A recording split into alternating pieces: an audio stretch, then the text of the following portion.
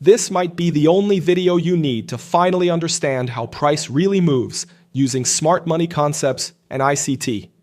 In this complete guide, we break down the liquidity concept in trading, fair value gaps, order blocks, inversion setups, and inducement, so you can see how professional traders actually read the market and how price action trading strategies are built around liquidity. Most traders jump between scalping trading ideas, support and resistance models, or supply and demand trading strategies, but still struggle to understand how professional traders trade. In this video, you will learn what ICT concepts in trading really mean, how to understand market structure, and how liquidity drives price from one level to another. So, if this type of content is valuable to you, remember to like the video, subscribe to the channel, and enable notifications so you don't miss the upcoming lessons. And feel free to share in the comments which topics you would like us to explore in future videos. You will also find links to our trusted partners in the description below. Using those links helps support the channel and allows us to continue producing this kind of educational content. Before going any further, we need a clear way to define direction. So how do we actually determine whether a market is in an uptrend or a downtrend? Markets move through different phases. At times, price trends higher in an uptrend. At other times, it trends lower in a downtrend. And there are also periods of consolidation where price moves sideways and direction is less clear. In this video, we will focus specifically on trending conditions. Let us take an uptrend as an example. During an uptrend, the market does not move straight up. Instead, it moves in a structured way, forming what we call higher highs, usually marked on the chart as HH, and higher lows, usually marked as HL. They are called higher highs because each high is higher than the previous one, and higher lows because each low is also higher than the previous one. In contrast, during a downtrend, price forms lower highs, marked as LH, and lower lows, marked as LL. They are called lower highs because each high is lower than the previous one, and lower lows because each low is also lower than the previous one. In an uptrend structure, each time price breaks the previous high and creates a new higher high, this movement is referred to as a break of structure, commonly abbreviated as BOS. Of course, markets do not remain in an uptrend forever. At some point, the trend begins to change. This shift occurs when the previous lows are broken, leading to the formation of lower lows. Before this break, price was forming higher lows. Once those levels are broken, they turn into lower lows. This break of the previous lows during an uptrend is known as a change of character, often abbreviated as CHoCH. It is called a change of character because the market shifts from an uptrend structure to a downtrend structure, and the cycle continues. During a downtrend, price forms lower highs and lower lows. Each time a previous low is broken, that move is considered a break of structure, or BOS. Later, if price breaks the previous highs and forms higher highs during a downtrend, that move is again referred to as a change of character, or CHoCH. This is a brief overview of how break of structure, BOS, and change of character, CHoCH, work together to describe shifts in market direction. But structure does not exist on its own. It is built from individual price movements on the chart. This brings us to the next concept. What are swing points, and how do they relate to liquidity? Swing points are defined as either swing highs or swing lows. To identify a swing point, we use a three-candle structure. In a swing high, the candle in the middle has a higher high than the candle to the left and a higher high than the candle to the right. In a swing low, the candle in the middle has a lower low than the candle to the left and a lower low than the candle to the right. Swing points are important because of how traders place their orders. Many retail traders set their stop orders just above swing highs or just below swing lows. As a result, liquidity tends to accumulate around these areas. In a long trade, both the stop loss and the take profit are sell orders. In a short trade, both the stop loss and the take profit are buy orders. This relationship between order flow and trade direction leads directly to the concepts of buy-side liquidity and sell-side liquidity. Above a swing high, there is a large concentration of buy stop orders. These orders come from traders who are short and must buy to exit their positions, as well as from traders who want to enter long positions if price moves above the high. In ICT terms, This area is defined as buy-side liquidity.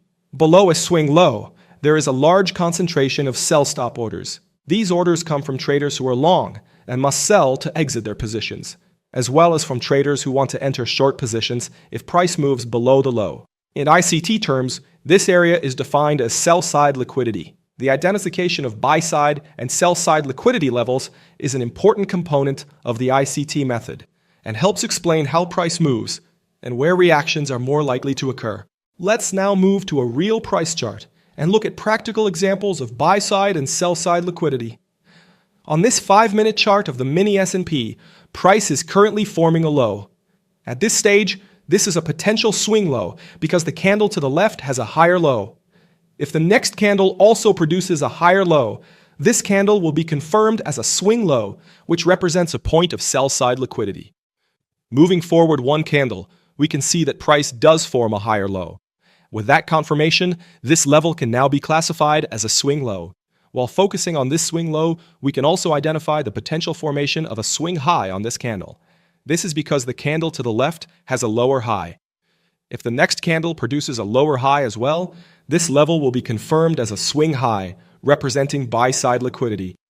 Moving one candle forward, we can see that this condition is met. As a result, this level can now be marked as a confirmed swing high and a clear point of buy-side liquidity. At this point, we also have the potential for another swing low. If the next candle produces a higher low, this level would be confirmed as a new swing low. Moving forward one candle, we can see that this does not happen. Instead, the new candle forms a lower low. This new candle now becomes a potential candidate for a swing low because it has a higher low to its left. On the following candle, we can see that a higher low is formed, confirming a new swing low, so we can go ahead and mark it. Over the next two candles, price takes out the previous swing high and then returns to test it from the other side as support. After that, during the next 4 candles, price continues to form higher highs and higher lows. Eventually, price produces a candle with a lower high, which confirms the previous high as a swing high or buy-side liquidity, and we can go ahead and mark it. On the next candle, price continues moving to the downside. Identifying swing points is a simple process, but it is important to practice it in replay mode or in real time. With repetition, this becomes second nature when marking swing points on live price charts. But identifying swing highs and swing lows is only the first step. The next question is why price is drawn to these levels in the first place. This leads us directly to one of the most important concepts in the smart money framework. What is liquidity and how does it really work in the market? To answer that, we must begin with a clear introduction to smart money and the fundamentals of liquidity within the smart money concept. Before we move into patterns and executions, it is essential to understand what these terms truly mean and how they function in real market conditions. Imagine that major financial institutions, often referred to as smart money, are interested in purchasing a currency pair. To do this, they require a significant number of sellers and corresponding sell orders in the market. This is essential because without available sellers, no transactions can take place. Therefore, smart money needs to trigger the stop-loss orders already present in the market to execute their buy or sell positions. It is often speculated that smart money may manipulate the market, creating scenarios that deceive traders into believing they have a clear understanding of price action. This situation can create an illusion among retail traders, making them believe they are trading on the right side of the market. However, contrary to their expectations, the market moves in the direction of their stop-loss levels, and after triggering these stops, it resumes its normal trend. To thrive and succeed as a profitable trader, identifying liquidity on the chart is essential. These areas, where significant volumes of orders are present, provide valuable insights into market dynamics and help prevent substantial losses. Liquidity can be classified into 2 types: static liquidity and dynamic liquidity. Let's briefly explain both. Dynamic liquidity refers to the factors that influence market direction and movement. In simpler terms, it represents the elements that drive market movements. To better understand this, imagine a market structure like a rally wave, consisting of a high and a low. These highs and lows represent external liquidity. External liquidity pertains to the highs and lows within a rally wave. Conversely, the fair value gaps found within the range of the high and low are considered internal liquidity. Price in the market always moves between internal and external liquidity. Think of it as a continuous cycle where price moves either from internal to external liquidity or from external to internal liquidity. Looking at this schematic figure, it shows a rally wave moving upward, sweeping the external liquidity gathered above the previous high. After this, the price shifts toward internal liquidity, indicated by this fair value gap, to fill the gaps left behind from internal liquidity. The price then transitions back to the external phase. Essentially, the price moves from the fair value gap to external liquidity by sweeping the liquidity above this high. With the external liquidity swept, the price then aims to balance by targeting internal liquidity. This causes the price to drop and fill the most recent fair value gaps. Shifting our focus, let's examine the details of static liquidity. Static liquidity refers to specific zones in the market where a large pool of money is resting, such as stop losses or buy and sell orders. When a trader gets stopped out of a position, the market absorbs the funds associated with that stop loss. Recognizing a liquidity sweep pattern before the price reaches our point of interest is crucial. This pattern confirms the strength of our supply or demand area. We use liquidity sweeps as a confirmation factor. The idea is simple. The market requires liquidity for momentum. If the price doesn't sweep liquidity before a key level, it often uses that zone as liquidity to fuel its momentum.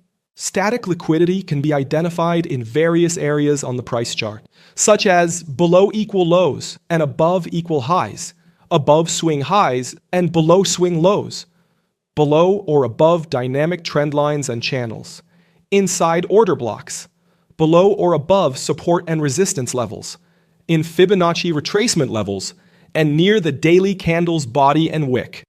Having a solid grasp of static liquidity zones reveals their profound impact on market price direction. Neglecting them can lead to substantial losses. Some of these zones and patterns are especially important as they are widely recognized by traders, attracting more stop loss and pending orders, increasing the likelihood of price moving toward them to absorb liquidity.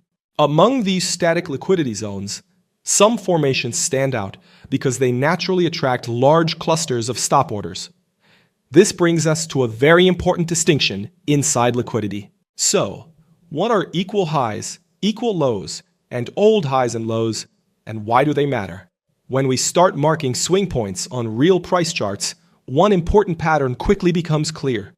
Some swing highs and swing lows tend to form close to each other, while others stand out on their own. This distinction allows us to classify highs and lows into two main categories. Equal highs and equal lows are formed when multiple swing points appear at roughly the same price area. To identify equal highs, we look for two or more swing highs that cluster near the same level. In this chart, 3 swing highs form in the same area, creating a clear example of equal highs. The same principle applies to equal lows. When 2 or more swing lows cluster together around the same price zone, they form equal lows. In this example, 3 swing lows align closely, indicating a buildup of equal lows. It is important to understand that equal highs and equal lows do not need to be perfectly aligned at the exact same price. What matters is the clustering of swing points within the same general area, which often signals a concentration of liquidity. Old highs and old lows are different. These are swing highs or swing lows that stand out because they are isolated from surrounding price action. They represent previous extremes that price has not revisited for some time. In the example of an old low, price trades below the level without closing below it, and then starts to move higher. This behavior highlights how price can trigger liquidity below an old low without accepting value beneath it. This idea is central not only to ICT concepts, but also to the broader understanding of market manipulation. Price often moves into these isolated highs or lows to trigger resting orders and induce retail traders to one side of the market before reversing. Understanding the difference between equal highs and lows and old highs and old lows helps traders better identify where liquidity is likely to be located. and how price is more likely to behave around these areas. Beyond equal highs and equal lows, and old highs and old lows, there are other key highs and lows that traders should be aware of on any price chart. These include the previous week high and low, the previous day high and low, session highs and lows, and intraday timeframe highs and lows. These levels often act as natural areas of liquidity and help explain where price is more likely to react or seek stops. But once liquidity is taken, price does not move randomly. It often leaves behind clear signs of imbalance as it expands away from those levels. To understand that behavior, we need to look at another key concept. What is a fair value gap in the ICT method, and how does it help explain price inefficiencies? A fair value gap is a three-candle pattern that reveals an imbalance in price delivery, creating a gap between the shadows of the first and third candles. Let us first look at the bullish fair value gap, often referred to as BISI. BISI stands for buy-side imbalance and sell-side inefficiency. A bullish fair value gap forms when the upper shadow of the first candle does not overlap with the lower shadow of the third candle, leaving a clear gap between the two. To make this clearer, let us compare two price movements, one where a fair value gap is present and one where it is not. On the left, there is no overlap between the upper shadow of the first candle and the lower shadow of the third candle, which creates a fair value gap. On the right, the upper shadow of the first candle overlaps with the lower shadow of the third candle. The bearish fair value gap is commonly called SIBI, which stands for sell-side imbalance and buy-side inefficiency. A bearish fair value gap forms when the lower shadow of the first candle does not overlap with the upper shadow of the third candle, again creating a gap between the two. Let us make the same comparison for bearish structures.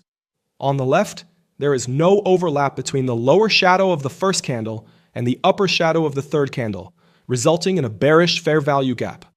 On the right, the lower shadow of the first candle overlaps with the upper shadow of the third candle, which means there is no fair value gap present. Another important concept related to fair value gaps is known as consequent encroachment. This simply refers to the midpoint of the fair value gap or the 50% level of the gap. Fair value gaps can act as areas of support and resistance, similar to other structural levels. Because of this, it is important to observe how price reacts to the boundaries of the fair value gap and to the consequent encroachment level. Let us start with bullish fair value gaps. In an ideal scenario, price reacts at the upper boundary of the fair value gap by trading into it and then closing above it. This behavior suggests that price is respecting the fair value gap. Another valid reaction occurs at the consequent encroachment. In this case, price pierces the midpoint of the fair value gap and closes above it. It is common to see price retest the consequent encroachment shortly after. In the next illustration, you can see the bearish version of a fair value gap reaction. The principle remains the same, but the structure is inverted. Just like other forms of support and resistance, price can also move through a fair value gap and later react from the opposite side. In ICT terminology, this behavior is called a fair value gap inversion. On the left, you can see a hypothetical example of a bullish fair value gap inverting and leading to bearish price movement. On the right, a bearish fair value gap inversion leads to bullish price movement. This behavior closely resembles the classic switch and test seen with many support and resistance levels. Beyond fair value gaps, the ICT method also highlights related concepts such as volume imbalances and gaps. A volume imbalance occurs when there is a difference between the open and close of adjacent candles, even though trading activity exists within that area because the candle shadows overlap. A gap, on the other hand, occurs when there is a complete absence of trading activity between candles. In a bullish gap, there is space between the high of the first candle and the low of the second candle. In a bearish gap, there is space between the low of the first candle and the high of the second candle. In the illustration, you can see the bullish versions of a fair value gap, a volume imbalance, and a gap placed side by side for comparison. In the following illustration, the bearish versions of all three patterns are shown. Keep in mind that fair value gaps, volume imbalances, and gaps can often be used in a similar way when analyzing price behavior and potential reaction areas. Let us now move from theory into practice and observe some real examples of fair value gaps, volume imbalances, and gaps, starting with a very simple case. We begin with this 1-hour chart of the dollar index. By moving one candle into the future, we can identify the formation of a fair value gap, since the upper shadow of this candle does not overlap with the lower shadow of the previous candle. It is common for price to return to a fair value gap before continuing in its primary direction, although this is not the only way fair value gaps can be used. As price continues to develop, moving one more candle forward reveals an important reaction. Price trades into the fair value gap and then immediately reverses to the upside, continuing its main movement. Notice that if the lower shadow of the next candle does not overlap with the upper shadow of this candle, a new fair value gap is created. In the following candle, this is exactly what happens, resulting in the formation of another fair value gap. Looking closely at the next candle sequence, we can observe an inside bar formation that does not enter the most recent fair value gap. In the candle that follows, price trades into the fair value gap and closes above it, clearly reacting to that zone in a similar way to the previous fair value gap. After this reaction, price resumes its upward movement for several more candles. If we shift our focus slightly forward in time, one additional candle reveals the formation of a gap. As shown on the chart, this gap can be marked in the same way as the fair value gaps. The principle remains the same. This is an area that price can later return to from the opposite direction, and in some cases, we can also observe inversions. In the very next candle, price reacts to the gap in a similar manner to how it reacted to the earlier fair value gaps, and then continues moving higher. It is also worth noting that the current candle is reacting to a fair value gap that formed immediately after the upward gap. Staying with the dollar index, but now shifting to the 4-hour chart, we can see a clear example of a volume imbalance. There is a gap between the close of the previous candle and the open of the current candle, yet there is trading activity within that area, which characterizes a volume imbalance. Over the next few candles, we can see how this volume imbalance holds price, and eventually the market begins to rise from that level. These imbalances often appear during strong institutional moves, where large positions enter the market and displace price aggressively. When that happens, certain candles leave behind important zones that can later act as points of interest. In many cases, price will return to these fair value gaps and react from them, respecting the imbalance left behind by the initial move. However, the market does not always respect these zones. Sometimes, the same imbalance that once acted as support or resistance can fail, and when that happens, the role of that fair value gap can completely change. This behavior leads to what is known as an inversion fair value gap. An inversion, also called an inversed FVG, occurs when a previously identified fair value gap fails and price invalidates it. For instance, imagine a bullish imbalance that creates a clear gap on your chart. As price retraces back into that area, the expectation is a continuation to the upside. However, if the following candles close decisively below the gap, fully violating it, the market has disrespected that level, and this failure forms the inversion. Now, let us understand the psychology behind the inversion FVG. The appearance of an inversion fair value gap is often an early indication that momentum is shifting. It reveals that the side responsible for creating the original imbalance has lost control. This change in strength can signal a potential reversal in direction. From basic price action principles, we know that after a breakout, previous support can become resistance, and previous resistance can become support. The same principle applies to fair value gaps. When a bullish fair value gap that once acted as a demand area is broken to the downside, it transforms into a supply zone. As a result, we can anticipate a possible rejection from that inversion FVG toward the downside. So how can we determine whether a fair value gap will hold or become an inversion? When trading fair value gaps, what we want to observe is price returning to the zone and respecting its midpoint, which often leads to a continuation higher. If instead price trades into the area and clearly violates that midpoint, we can anticipate further downside, with candles closing below the fair value gap and forming an inversion.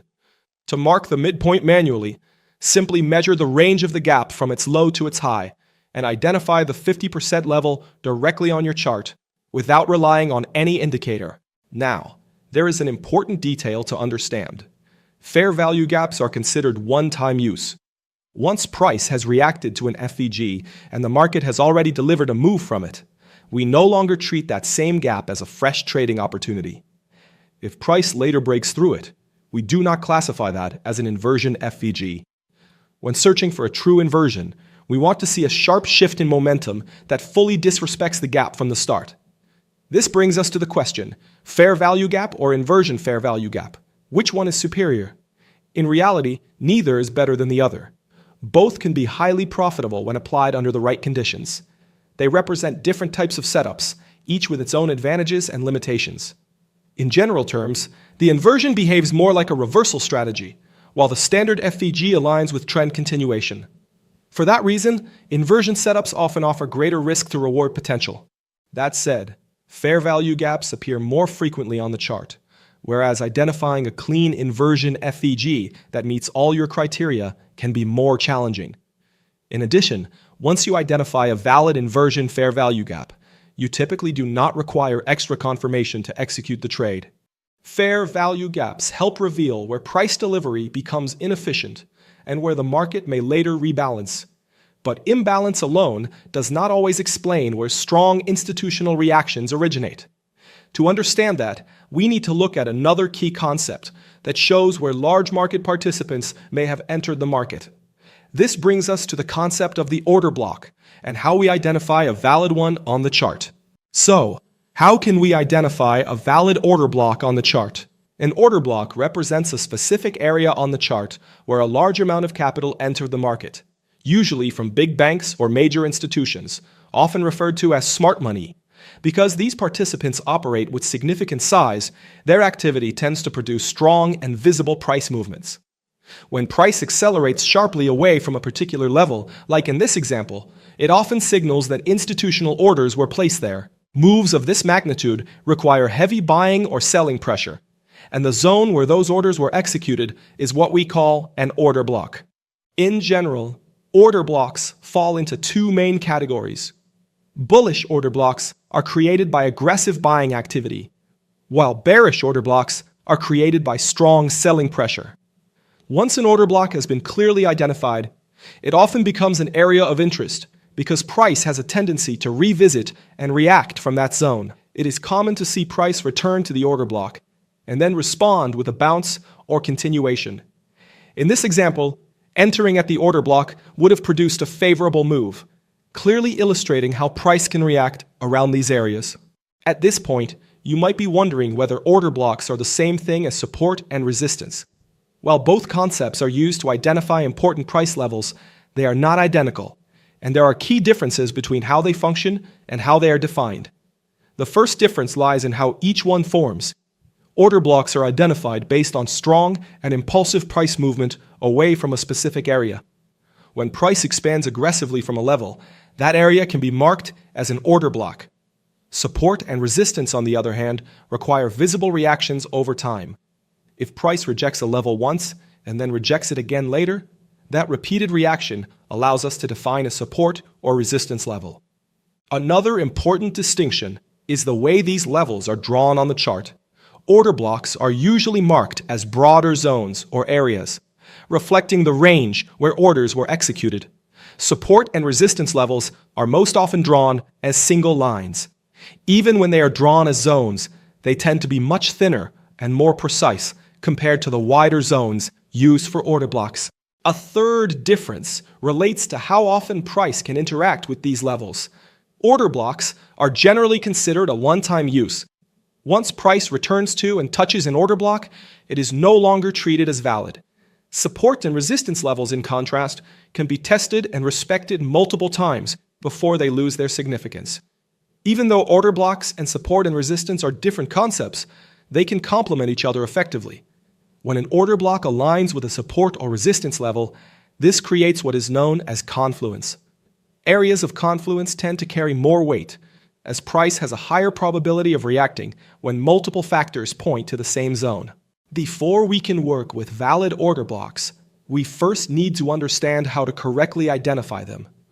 Earlier, we mentioned that strong price movement away from an area can point to an order block. However, It is important to clarify that this alone is not enough. A significant move by itself does not automatically confirm an order block. There are specific conditions that must be met for an order block to be considered valid.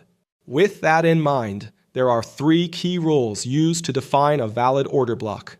These rules are essential because without them, it becomes very easy to mislabel random price movements as meaningful structures. The first rule focuses on the presence of a fair value gap.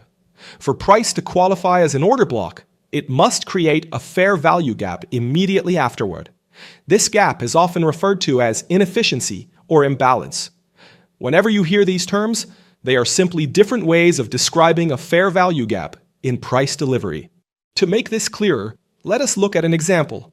Here we have 2 price movements that appear very similar at first glance, as both move strongly to the upside.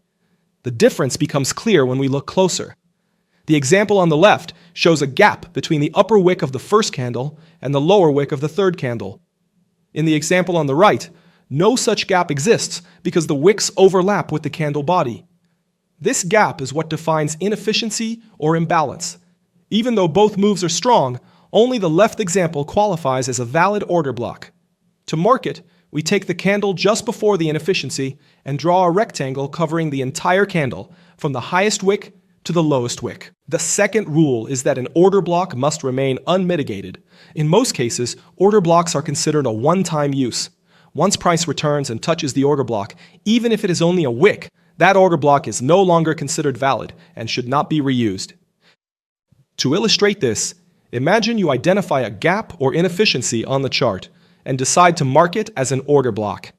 If price later returns and touches that zone, even if only with a wick, the order block is considered tested. Once tested, it is no longer valid and should not be treated as a fresh order block.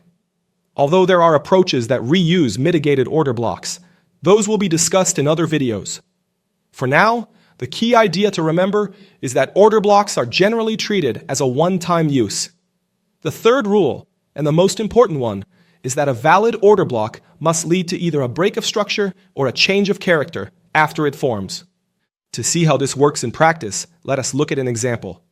In this chart, price makes a strong move upward and leaves behind a gap or inefficiency, suggesting a potential order block.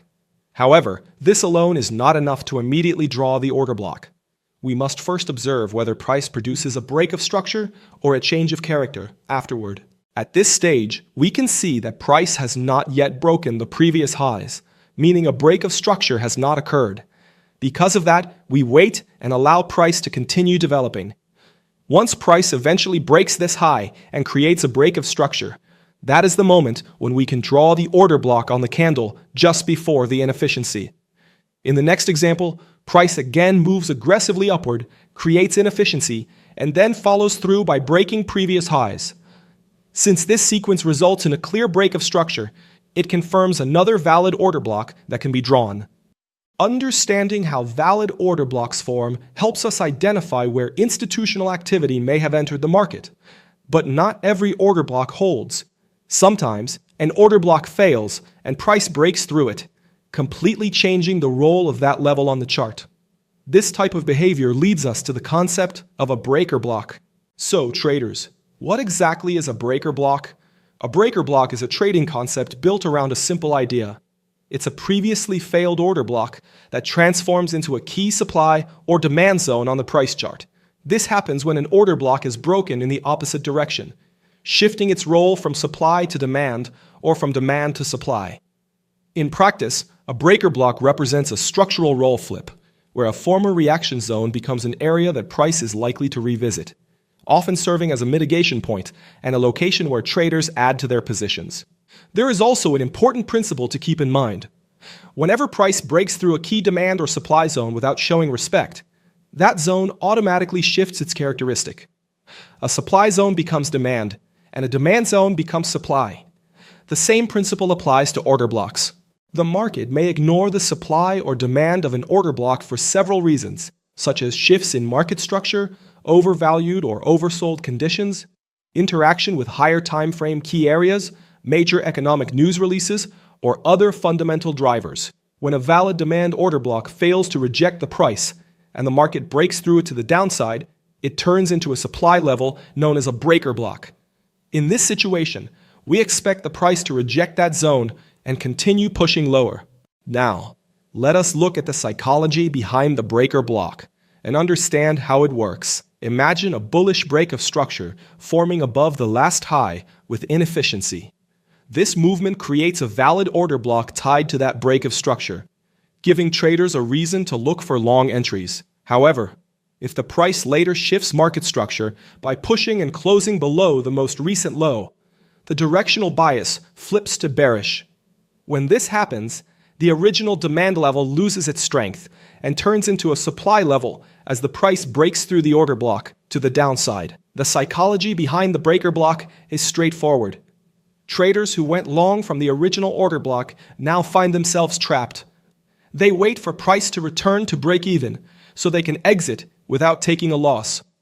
When many long positions close in the same zone, a surge of sell orders enters the market, creating strong downward momentum. At the same time, retail traders often see the previous structure shift as a trend line breakout. They expect the price to pull back for confirmation, which leads them to look for short setups at the retest area, also known as the breaker block.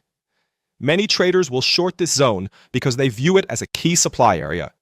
Combined, these actions turn the breaker block into a clearly defined supply zone with a high probability of generating short opportunities and driving price reversals. One more point to note is that breaker blocks tend to be most effective when the market is trending strongly in either direction with shallow pullbacks, and when price is not respecting premium or discount supply and demand levels along the way. Now let us move to the next topic and look at how breaker blocks are identified from a candlestick perspective. In a bullish scenario, a candlestick-based breaker block appears when an area fails to reject the price.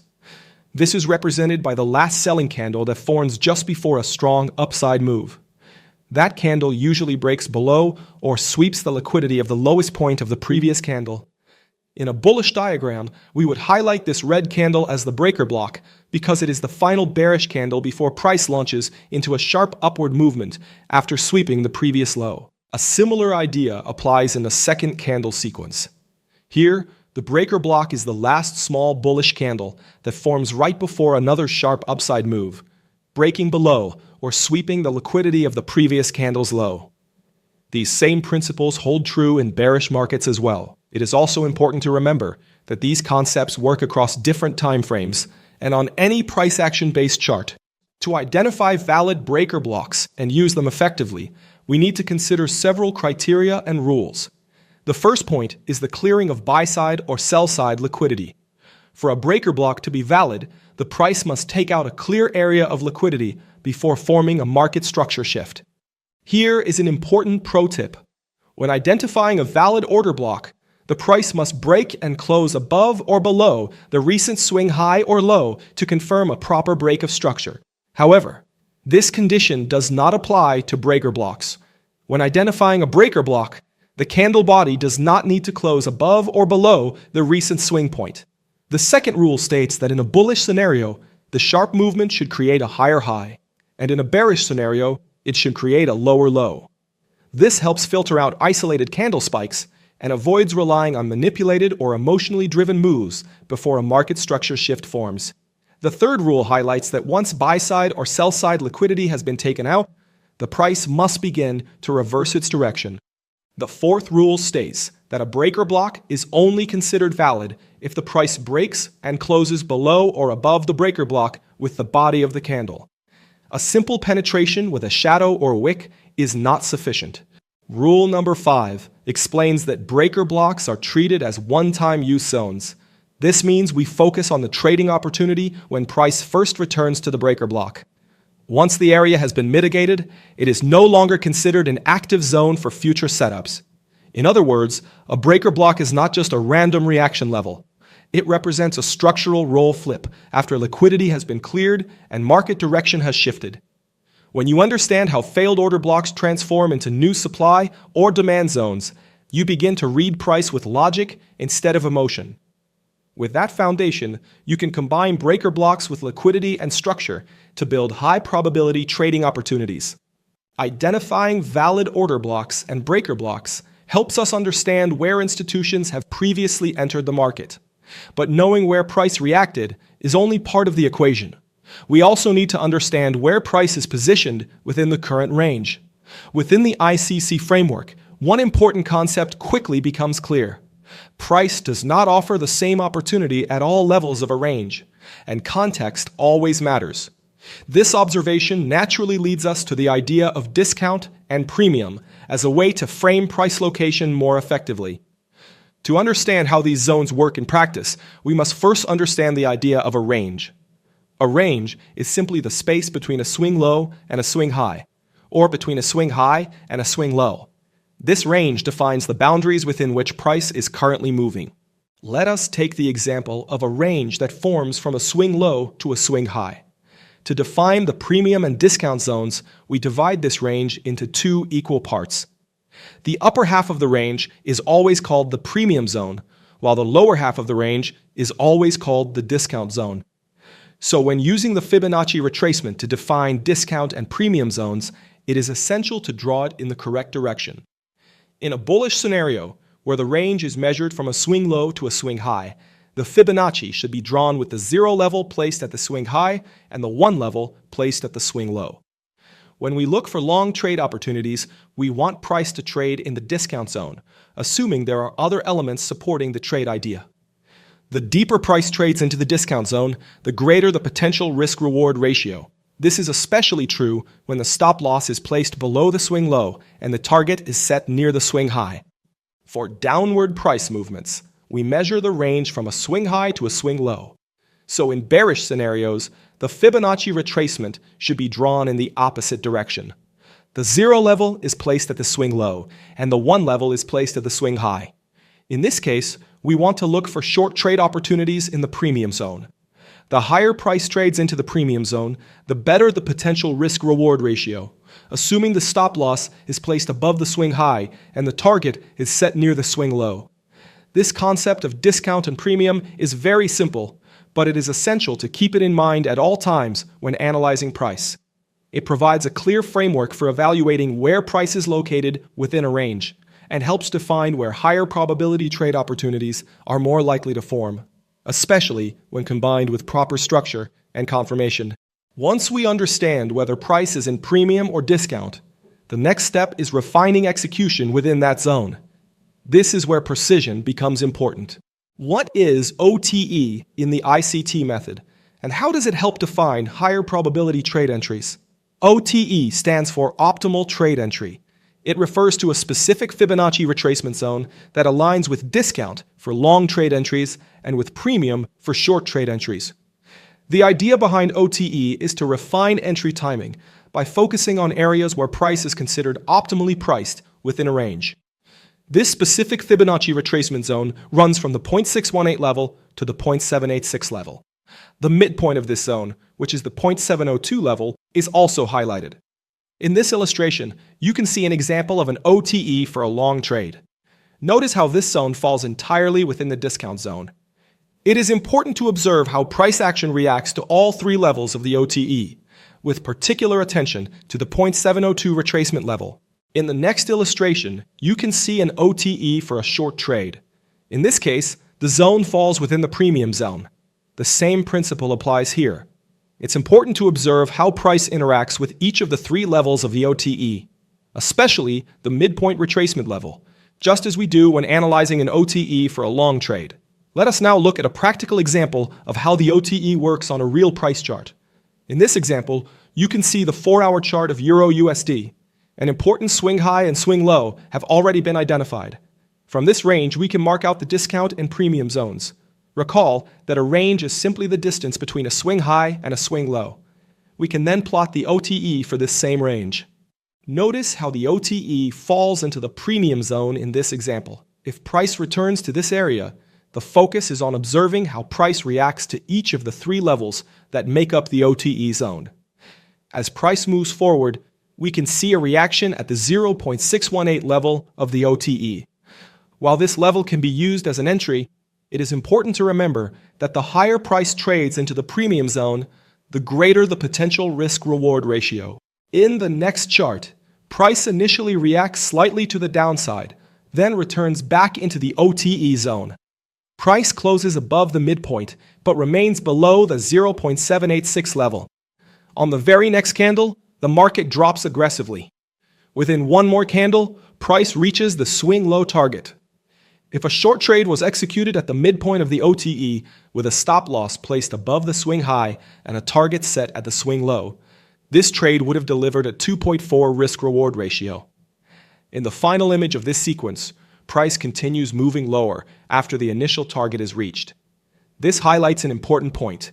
While a 2.4 risk-reward ratio is solid, there was additional downside potential that could have been captured depending on trade management. Let us now look at a long trade example using the OTE. In this case, price has just formed a swing high. We first draw the discount and premium zones, and then plot the OTE using the range defined on the chart. In the next chart, price returns into the OTE within the discount zone and reacts at the lowest level of the zone. Price touches this level without closing below it, and shortly after, price begins to move higher in the direction of the previous swing high, which represents buy-side liquidity. So, traders, market structure defines direction. Swing points reveal where liquidity rests. Liquidity drives price from one level to another. Fair value gaps and order blocks show where imbalance and institutional activity leave their mark. Discount and premium define location, and OTE refines execution. When these concepts are understood together, the market stops looking random.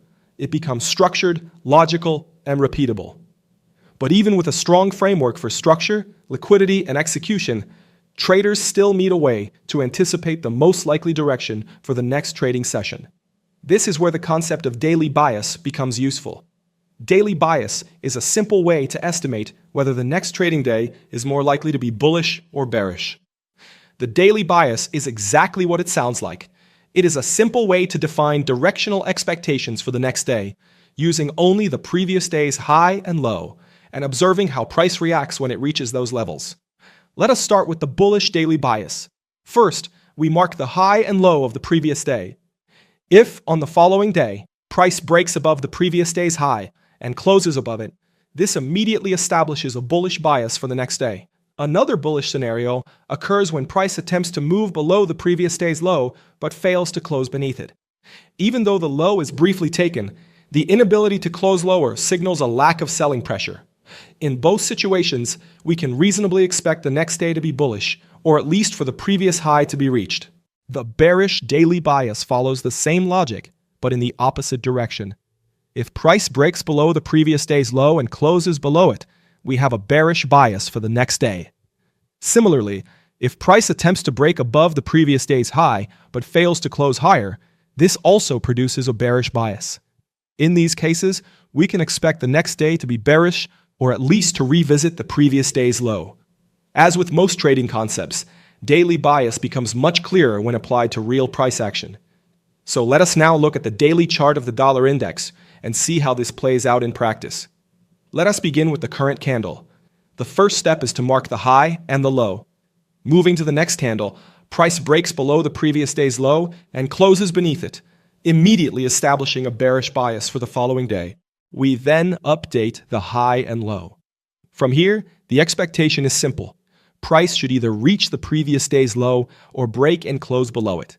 As the next candles unfold, price continues to close below the prior lows, confirming the bearish bias day after day as we keep updating the highs and lows. Eventually, we reach a candle where something different happens. Price does reach the previous day's low as expected, briefly breaks below it, but then closes back inside the range. This failure to close lower changes the behavior. That single candle is enough to invalidate the bearish expectation and generate a bullish bias for the next day. At this point, we update the high and low once again. With a bullish bias in place, we expect price to either break above the previous day's high and close higher, or at least reach that level. In this case, price does reach the previous day's high, but it fails to close above it. Even though the level was touched, the failure to close higher invalidates the bullish expectation and generates a bearish bias for the next day. With the bias now bearish, the expectation shifts to the downside. Price should at least reach the previous day's low, or break and close below it. We can see that price does reach the low, but once again fails to close beyond it. This failure to close lower flips the bias back to bullish, and we update the high and low accordingly. From here, price begins to behave more cleanly in line with the bullish bias.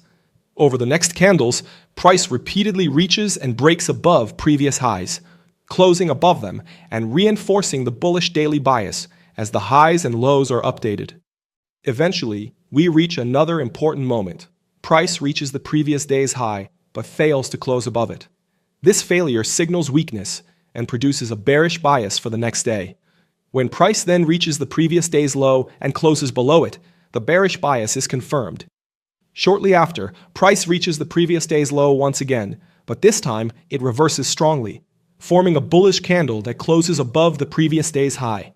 Notice how this reversal occurs from a fair value gap. This reaction invalidates the bearish expectation and establishes a bullish bias. As price continues to evolve, we reach a session where an inside bar forms. In this case, neither the previous day's high nor low is reached. When that happens, no valid daily bias is generated for the following day. After that pause, price closes above the previous day's high once again, restoring a bullish bias. By this point, the pattern should be clear. Across all these examples, the daily bias only fails when price does not satisfy either condition, such as during the formation of an inside bar. In the majority of cases, however, the bias aligns closely with price behavior and offers a reliable framework for directional expectation.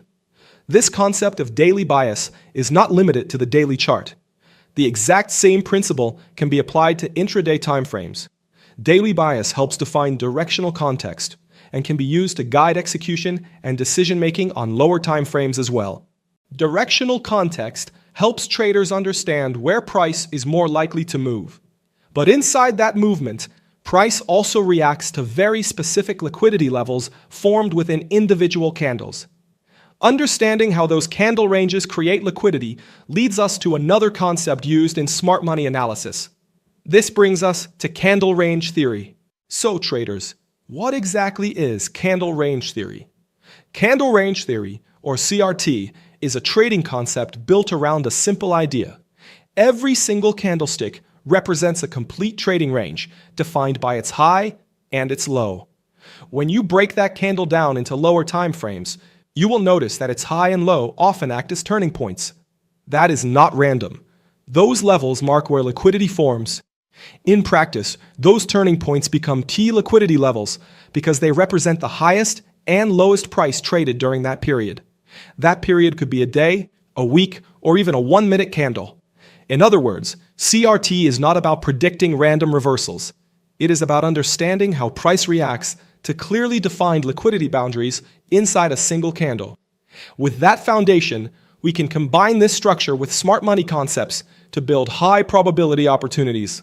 Now, in its classic form, CRT works with 3 candles, and each one has a specific role. The first candle defines the range. The second candle creates the sweep. The third candle provides the entry. Let's break that down step by step. Starting with the first candle, its high and low act as the primary liquidity levels that future price will often target. Since those levels represent the extremes of that trading period, they naturally attract orders and stop placements. For example, in a daily candle, the high and the low represent the absolute highest and lowest prices traded that day. That alone shows how significant those levels are. Even without analyzing lower time frames, we can identify important liquidity areas just by observing a single candle. The upper boundary is called the candle range high, or CRH. In smart money terms, the liquidity resting above this level is known as buy-side liquidity, or BSL, because it contains stop losses from short sellers and breakout buy orders. The lower boundary is called the candle range low, or CRL. In the same way, the liquidity resting below this level is referred to as sell-side liquidity, or SSL, since it includes stop losses from long positions and sell stop orders. This concept can be applied to any candle on any time frame. What matters is how price reacts to those boundaries. Now, when the second candle moves above the CRH and then quickly returns inside the range, That movement is called a liquidity sweep. In many cases, once liquidity is taken on one side, price will rotate toward the opposite side of the range. The same logic applies in reverse.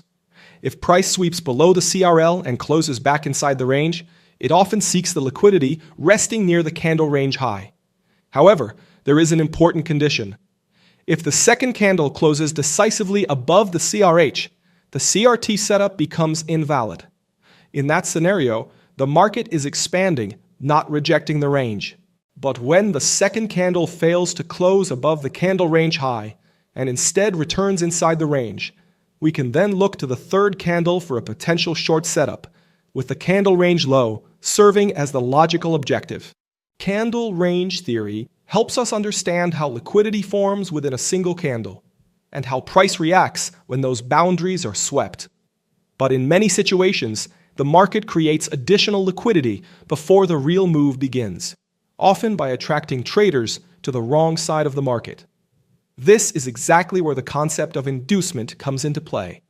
So what exactly is inducement in the market?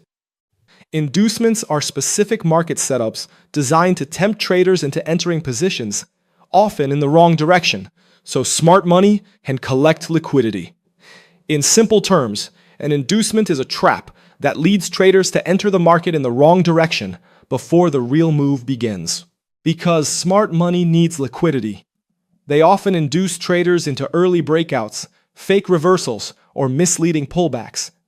Traders may see order blocks that look clean, but are not the real ones, FVG fills that appear to be valid entries, or equal highs and lows that look tradable. Then price suddenly reverses, sweeps their stops, and moves in the intended direction. Understanding inducement is important because it helps you avoid entering too early at fake levels or liquidity traps. Instead, you learn to wait for the real point of interest, which can significantly improve your win rate.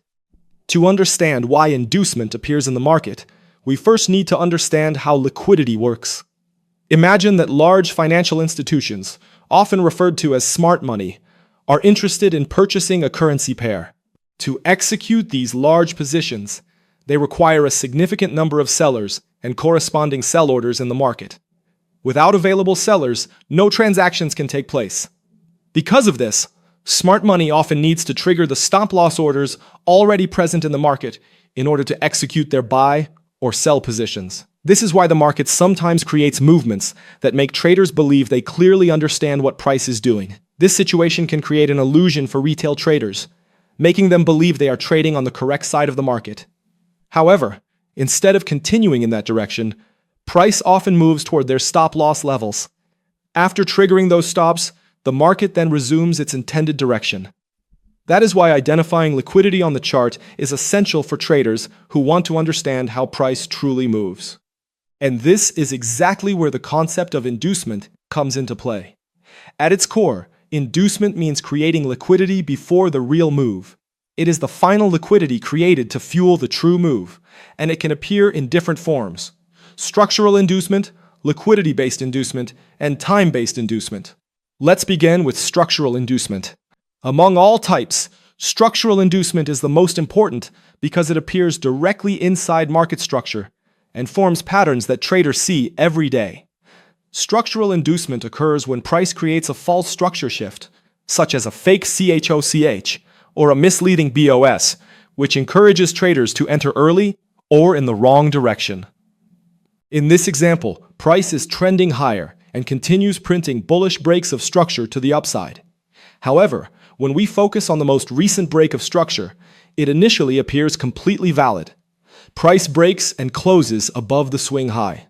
Naturally, this leads traders to expect buy setups at the demand zone or order block that cause that break. Then the outcome becomes clear. You enter the buy, and price quickly takes you out. This is exactly how structural inducement traps the majority of traders. The reason becomes clearer when we look deeper. This so-called BOS was never a real break in the first place. The entire move was driven by resting buy orders sitting below, inside the discount zone of the main bullish leg. If you draw your Fibonacci tool from the swing high down to the swing low, you will notice that price did not even retrace into the 38.2% level, let alone the 50% level of the previous impulse. This is critical. For us at CoMLucro, a retracement that does not reach at least the 38.2% level cannot be considered a valid retracement. And even when price retraces only to the 38.2% level, these very shallow pullbacks tend to create inducement and liquidity hunts rather than clean entries. Because of that, traders must be cautious with shallow retracements. The ideal scenario in a bullish trend is to wait for price to retrace into the 50% level or deeper, where price enters the discount zone. This is where real institutional buying is more likely to occur, and where you avoid becoming liquidity for inducement moves. Understanding this helps you avoid fake structure breaks, recognize liquidity-driven pullbacks, and stay aligned with the real direction of the market. Now, let's move on to the second type of inducement.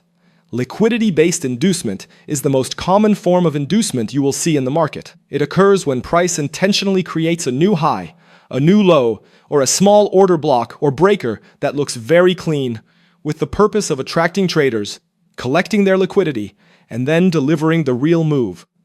And this happens every single day across all markets and time frames. The main objective behind this behavior is to generate stop losses that smart money can use as fuel. By pulling retail traders to the wrong side of the market, their stops can be collected right before the true move begins. That is why you often see a small high form before price drops, a small low form before price rallies, a fake breakout before a reversal, or equal highs and lows getting swept by just a few pips.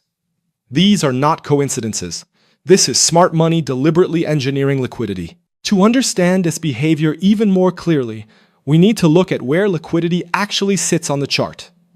This brings us to the concept of static liquidity. Static liquidity refers to specific zones in the market where a large pool of orders is resting, such as stop losses, buy stops, and sell stops. When a trader gets stopped out of a position, the market absorbs the orders associated with that stop loss. Recognizing a liquidity sweep before price reaches our point of interest is therefore very important. These sweeps often confirm the strength of a supply or demand area, and many traders use them as a confirmation factor. The idea is simple. The market requires liquidity in order to generate momentum. If price does not sweep liquidity before reaching a key level, that level often becomes the liquidity needed to fuel the next move. Static liquidity can appear in several common areas on the chart, such as below equal lows and above equal highs, above swing highs and below swing lows, around trend lines and channels, and inside order blocks. It can also form around support and resistance levels, Fibonacci retracement levels, and near important candle bodies or wicks. Because these zones are widely recognized by traders, they tend to attract large numbers of stop losses and pending orders. For this reason, price often moves toward them to absorb liquidity before continuing its real move. Now you might wonder why price often forms an inducement right before tapping into a fair value gap. The reason is simple. If price moves directly into an FVG without inducement first, there is no liquidity.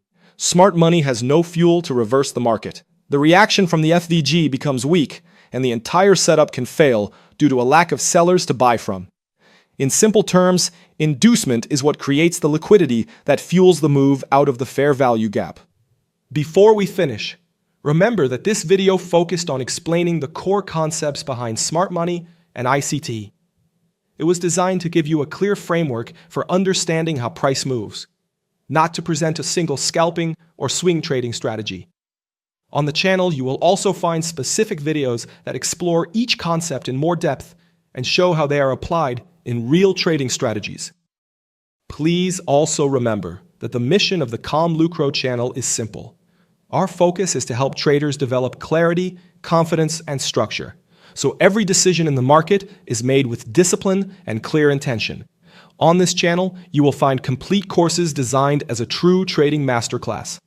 We teach the liquidity concept in trading, the complete guide of market structure, higher time frame analysis, and supply and demand trading strategy principles, always focused on understanding price behavior and executing with a professional mindset. We also explore trading psychology, risk management, and long-term consistency. Because trading is not only about charts, it is about mindset, discipline, and structured execution over time. There are no shortcuts in the markets. Real progress comes from continuous study, observation, and practice. Our main courses include smart money concepts, ICT concepts, technical analysis for day traders, trading psychology, and the Wyckoff method course. Alongside these courses, we share lessons and insights from some of the most respected names in trading, including professionals like David Paul, Alexander Elder, Tom Hugard, Francis Hunt, and Mark Douglas, whose work has helped traders better understand the structure of financial markets. So, if this video helped you gain more clarity, leave a like. It helps this content reach other traders who are also working on how to become a successful trader. Make sure to subscribe and turn on notifications so you do not miss our latest trading psychology masterclass lessons and deeper insights about the markets. Now, I would really like to hear from you. Which concept in this video made the biggest difference for you? Or what topic would you like us to cover next? Leave a comment below and let us know. If you want to go deeper with exclusive content, early access to videos, and additional tools to support your development, consider joining the Com Lucro Trader community right here on YouTube. It is a simple way to support the channel and a smart investment in your own growth as a trader. Thanks for watching, and I will see you in the next video.